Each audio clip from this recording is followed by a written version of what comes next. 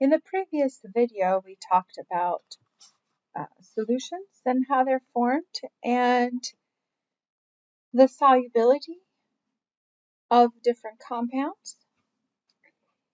There is a trick that we use to determine whether a compound is soluble or not, especially ionic compounds. And we use these tables where we have different compounds and we figure out what is soluble and what isn't.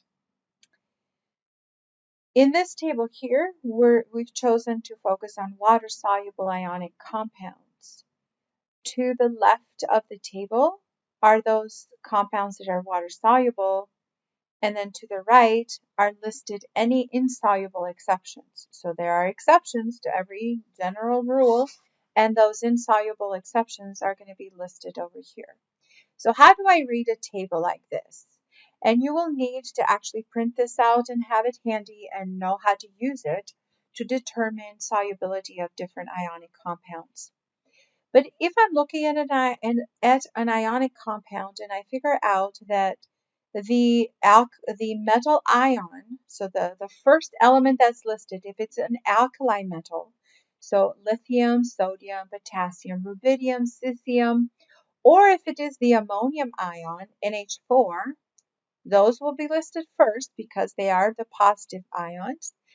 Then my compound that I have is going to be soluble. And it doesn't matter what the anion is. If it's paired with these cations, then they're going to be soluble. As you can see, there are no exceptions to that rule. Let's take a look at the second rule. Those compounds that contain the nitrate ion, NO3-, the acetate ion, C2H3O2-, or, that's supposed to be or chlorate ion, ClO3-, those are always soluble.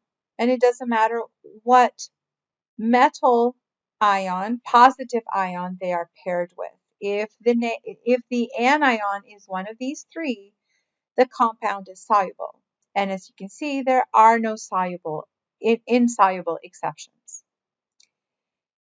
If I have a compound, an ionic compound that contains the chloride ion, the bromide, or the iodide ion, so Cl-, Br-, I-, most of those will be soluble. The only insoluble compounds are those compounds that pair silver with either one of these three. So silver chloride, silver bromide, silver iodide are not soluble. Or mercury or lead. So lead chloride, lead bromide, lead. But anything else that doesn't contain these three metal ions, cations, will be soluble if they contain those ions and different. So these anions and different cations than these three. If I have compounds that contain the sulfate ion, SO4 2-, those are typically soluble unless the positive ion that's listed in front of the sulfate is one of these exceptions. So if it's a silver, if it's the mercury, the lead, calcium, strontium, or barium. So barium sulfate is not soluble. Strontium sulfate, calcium sulfate is not soluble, but anything else will be. Okay, that is kind of how I look at a table like this. These are soluble except for when they contain those other ions paired up with these. What if I were to look at the water insoluble ionic compounds? Okay, in this table is very similar, but I have water insoluble compounds listed to the left and then the exceptions to the right. The compounds that contain the carbonate ion, CO3 2-, the phosphate ion, PO4 3-, or the chromate ion, CrO4 2-, or sulfide ion, S2-. So if I have these anions, they're not going to be soluble unless the cation is lithium, sodium, potassium, rubidium, cesium, or ammonium ion. The compounds that contain the hydroxide ion are going to be insoluble, other than those compounds. So if the OH is paired with lithium, sodium, etc., etc. So if I have lithium hydroxide, LiOH, that's going to be a soluble compound, because even though compounds that contain OH are not soluble, but lithium is one exception to that rule, or sodium, or whatever. Okay. Here's the sample problem for you to try and practice.